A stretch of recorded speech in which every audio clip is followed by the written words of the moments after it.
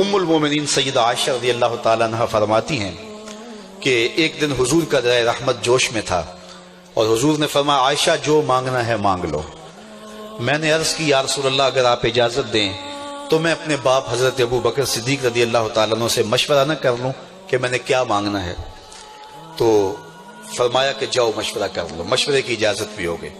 میں اپنے والد گرامی کی خدمت میں حاضر ہوئی اور کہا کہ دریائے رحمت جوش میں ہے اور رحمت کا باڑا برس رہا ہے۔ حضور نے فرمایا عائشہ جو مانگنا ہے مانگ لو، یہ اتنا سنہری موقع ہاتھ آیا ہے تو میں چاہتی ہوں کہ کوئی مانگوں تو اہم شے مانگوں۔ تو آپ کی خدمت میں حضور سے اجازت پا کے حاضر ہوئی ہوں، مجھے بتایا جائے کہ میں حضور سے کیا مانگوں تاکہ کوئی چھوٹی چیز نہ مانگوں، بڑی چیز مانگوں۔ تو حضرت ابو بکر رضی اللہ تعالیٰ عنہ نے فرمایا کہ بیٹا حضور سے جا کے کہنا کہ معراج کی خلوت خاص میں اللہ نے آپ سے جو راز کی باتیں کی تھی ان باتوں میں سے ایک بات بتا دو۔ مانگا بھی تو علم مانگا، اور عائشہ میرے سے وعدہ کرو جو حضور بتائیں مجھے بھی آ کے بتانا ہے۔ ام المومنین حاضر خدمت ہو گئیں۔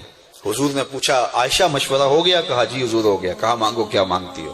کہا حضور معراج کی خلوت خاص میں جب اللہ کے حضور حاضر ہوئے رب نے آپ سے راز کی باتیں کی تو ان باتوں میں سے ایک بات بتا دیں۔ حضور مسکرا پڑے۔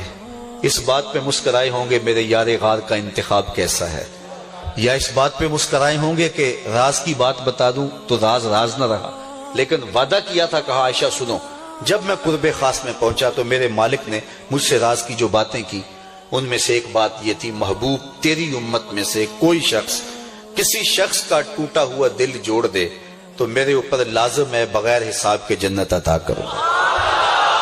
ام المومنین بہت خوش ہوئی اور اپنے والد گرامی سیدنا ابو بکر صدیق رضی اللہ تعالیٰ عنہ کے پاس آئیں اور ساری کہانی سنائی۔ بہت خوش تھی، لیکن حضرت ابو بکر صدیق رضی اللہ تعالیٰ عنہ نے سنا تو رونے لگے۔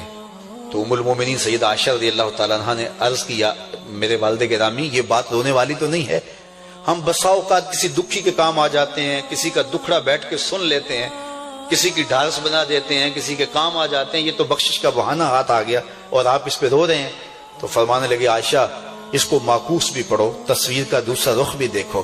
اگر کوئی شخص کسی کا ٹوٹا ہوا دل جوڑ دے تو بغیر حساب کے جنت میں جائے گا، اس کا دوسرا رخ یہ ہے اگر کوئی کسی کا دل توڑ بیٹھے تو سیدھا جہنم میں جائے گا۔ میں اس بات پہ رو رہا ہوں کہ ہم سے کسی کا دل نہ ٹوٹ گیا ہو۔ تو آج کی اس مجلس کے اندر کیا یہ دو باتیں میں اور آپ اپنے پلے باندھ سکتے ہیں؟ ایک کا تعلق حقوق العباد سے ہے اور ایک کا تعلق حقوق اللہ سے ہے۔